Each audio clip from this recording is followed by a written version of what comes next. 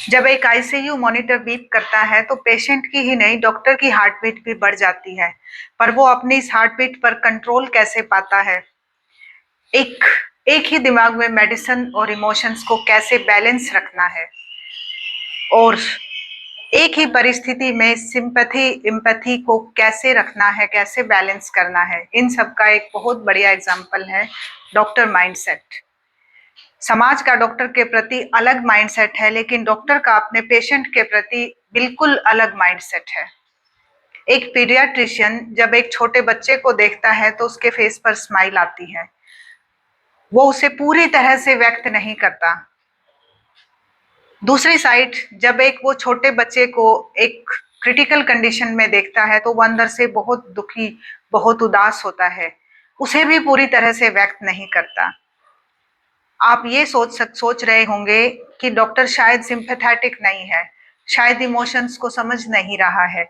पर ये डॉक्टर की अपने लिए एक बहुत बड़ी विडंबना है कि वो अपने इमोशंस को खुलकर अपने पेशेंट या क्लाइंट के सामने व्यक्त नहीं कर पाता, और लोग फिर उसे एक मशीन की तरह भी देखने लग जाते हैं कि उनका सिर्फ एक ही काम है, नेक्स्ट प्लीज।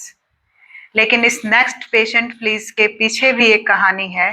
इसका मतलब है एक एम्पैथेटिक और सिंपैथेटिक वे को बैलेंस करते हुए इलाज भी करें, और साथ ही साथ टाइम मैनेजमेंट, प्रायोरिटी और प्रॉपर ट्रीटमेंट को लाइन अप करना भी।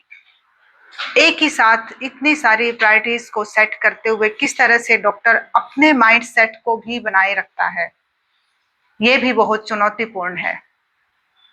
और ये सभी है एक माइंडसेट का खेल। इसीलिए कहते हैं it's all about mindset.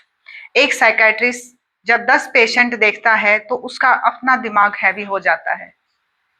Heavy का मतलब अपने इमोशंस खुद पर बड़े हैवी हो जाते हैं, क्योंकि किसी की भावनाएं, किसी का दुख एक इंसान के तौर पर उसे भी प्रभावित करता है। लेकिन काउंटर ट्रांसफरेंस टेक्निक लगाकर किस तरह से वो अपनी भावनाओं को भी सहेजता है, ये उसका अपना एक माइंडसेट है। एक साइकोलॉजिस्ट भी सेम तरह की चुनौतियों का सामना करता है।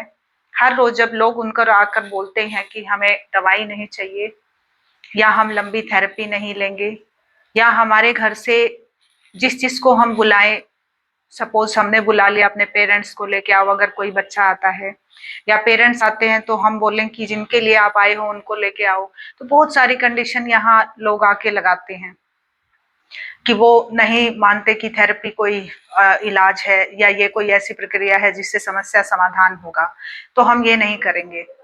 हम मेडिसिन नहीं खा सकते, हम रूटीन फॉलो नहीं कर सकते, हम असिस्टिव थेरेपीज नहीं कर सकते क्योंकि हम वर्किंग है, या वो अपने बहुत सारे एक्सक्यूजेस देते हैं।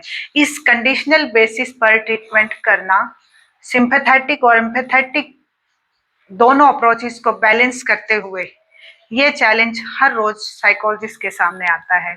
लेकिन उनका भी अपना एक माइंडसेट है कि किस तरह से उन लोगों के मन की बात सुनी भी जाए, समझी भी जाए, और जितना पॉसिबल हो सके एक सकारात्मक रवैया अपनाते हुए इलाज भी करा जाए। समाज का और डॉक्टर का ये माइंडसेट हमेशा से ऐसा ही चलता आया है। लेकिन जब कभी डॉक्टर उदास होते हैं, परेशान होते हैं अपनी प्रॉब्लम से, तो शायद उनका एक जो अपना माइंडसेट है कि हमें कौन समझेगा, और समाज का माइंडसेट है कि इनको क्या जरूरत है, ये उससे भी ज्यादा पेचीदा है।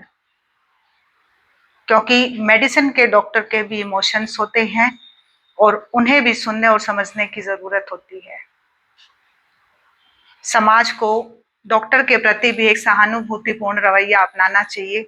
मैं ये नहीं कह रही कि वो नहीं है, बहुत रिस्पेक्ट मिलती है डॉक्टर्स को उनके प्रोफेशन की वजह से, पर शायद उनके इमोशंस को सुनने वाला कोई नहीं है, क्योंकि लोगों ने उन्हें सर्वोपरि मान लिया है। इसीलिए जब भी वो अपनी बात किसी को कहने जाते हैं तो सुनने की बजाय वो उन्हीं पर उसको उल्टा कर देते हैं कि जी आपको हम कैसे समझा सकते हैं, आप सिर्फ उन्हें सुनिए ताकि उन्हें भी अच्छा लगे, उन्हें भी समझने वाला कोई है, उसी तरीके से जैसे हर रोज वो हम सबको समझते हैं। इस माइंडसेट पर भी थोड़ा ध्यान दें, इस वीडियो को ज़्यादा से ज़्यादा शेयर, लाइक और सब्सक्राइब करें। धन्यवाद।